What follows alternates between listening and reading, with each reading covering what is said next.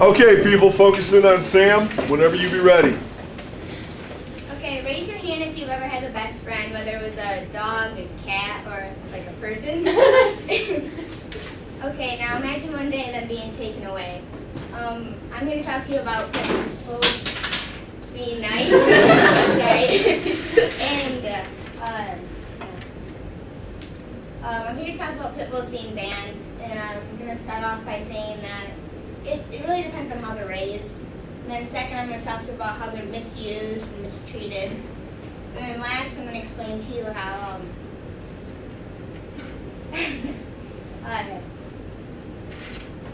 nice they are. Pit bulls are being banned in about 16 counties and cities in Michigan. This is a comment I found around how pit bulls should be banned. They are attack dogs. They love violence. They enjoy mauling people they do not know. They are strong, so strong that when attacking police, the police tend to shoot first and ask questions later. They do no one any good, and wherever they live, there's potential for disaster. What I got out of this was love. Pit bulls are the most loving dogs, I believe, and they're always nice, and they have the best personalities that you can find in a dog. This is Mace. It's my brother's dog, so it's like my little nephew dog. He's a really chill dog, like in the picture up on the left. I don't think they really ever used a leash for him, and he's probably the best listening dog that you could find. And this is Chance. He was my dog, ever since I was born. And that just goes to show how loving the pit bulls are, where a 2-year-old is sleeping, taking a nap. So, I mean, that dog isn't mauling any children or killing anybody. A dog is almost 100% the product of its owner and the training it receives. I believe in that quote more than 100% because it is totally true.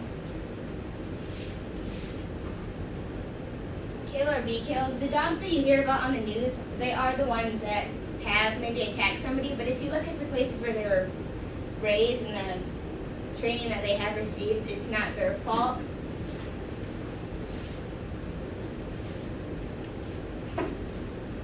This video does get a little tiny graphic, but it's not.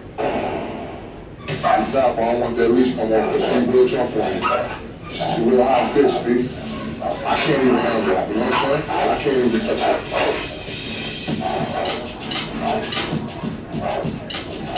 The world of dog fighting, or the sporting dog game as it's called, is a brutal and high-stakes sport where the athletes must either kill or be killed. It's $1 million industry.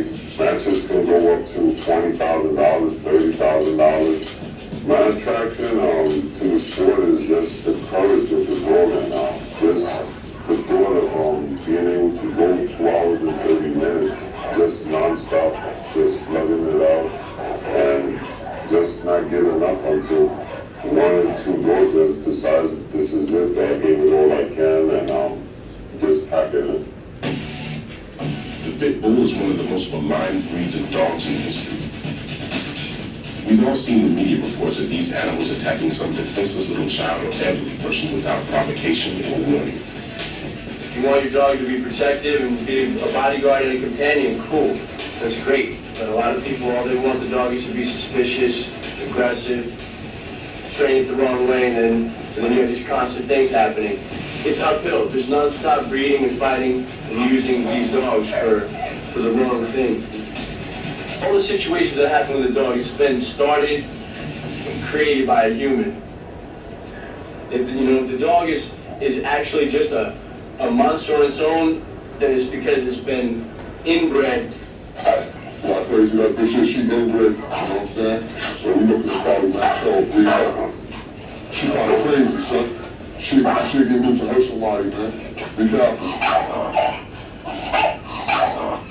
They're just messing with them and teaching them to be aggressive and mean from the time they're born. There's a million stories. I mean, these dogs, people feed them gunpowder, they just make them real hype. Every month, scores of elite. What this video is saying is that you can tell that when the dogs are born, if they are aggressive, it's because their bloodline got messed up or they were inbred or overbred. So it messes with the chemicals in their head. And the ones that are dog fighting are the ones that are abused and mistreated. So it's a deed that needs to be punished, not the breed. The dogs that you don't usually hear about are the hero dogs. There's Kilo, Foxy, Popsicle, and Shaka.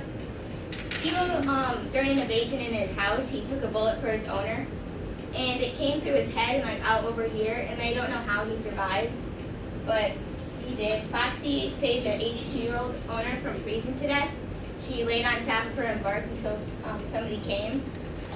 And the two most amazing stories, I think, is Popsicle. These cops came to a drug bust at a house, and he was used as a bait dog. So he was a dog that when training the fighting dogs, he was the one that took the most, like, beating. They would, like, fight on him in practice, and then he would, before he was able to die, they would bring him back, and then he'd start over again.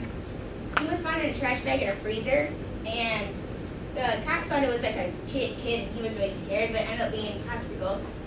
And it was friendly, it was nice. They ended up making him and giving him an award. He seized 3,000 and 75,000 pounds of cocaine on the Mexican border. And Shaka is rescued from a pound. So if she's rescued from a pound, then she should be mean and aggressive and mauling people. But she's one of the nice pit bulls, and she was now a police officer dog. Your ignorance is a lot more dangerous to society than my pit bull, which goes to show, like, people just believe that they're mean and dangerous from the start, but they're really not. You need to get to know their personality. So I've talked to you about how pit bulls are nice and how they're loving, and that they are misused, and that's the ones that you hear about in society. And then I talked to you about the amazing stories about how they really are, and this is my dog Roxy. And it goes to show that she's lazy. We're laying in our front yard together, and she's not on a leash. We're like 2 feet from the road, and she's just chilling. And that is all.